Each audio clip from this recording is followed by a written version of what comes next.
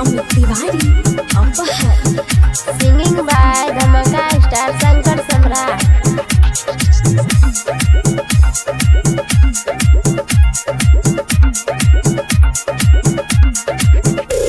आज बिना वाली आई है हो, सब कर श्रद्धा पूरी हो। आज बिना वाली आई है हो, सब कर श्रद्धा पूरी हो। दुख दलित का बहु ओकरा जिंदगी में न चप करी। बिना वाली के जे जाप करी उहे मैट्रिक में पास करी। मैया के रहिया साफ करी उहे मैट्रिक में पास करी।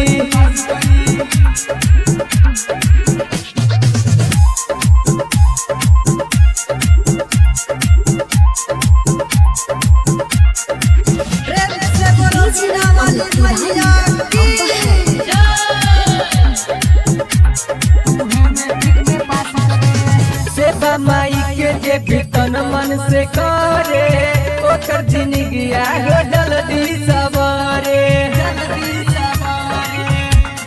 हाँ हाँ विद्या के देवी बिना वाली कहाली, केहू के दर से न जाए दिल खाली। नाच हो जाई ओकर जे भक्ति पतन को शक करे। मैया के जे भी जाप करी उहे मैट्रिक में पास करी। कल्याण हो जाई ओकर जे मैया के रहिया साथ करी।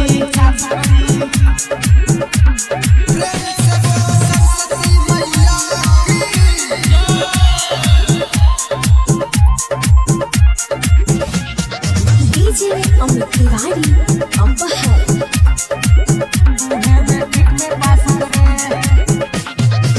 साल भर के बाद आई बहाई संदिन हो, दुनिया भूला के हो जा भक्ति में लीन हो। हाँ हाँ विक्रम विपिन राय करुणर कर हो, शंकर बनै है माई के दिल में घर हो। नाच हो जाई ओकर जे भक्ति पतन को शक करे। बिना वाली के जे जाप करे उहे मैट्रिक में पास करे। मैया जी के जे जाप करी उहे मैट्रिक में पास करी। बोला बोला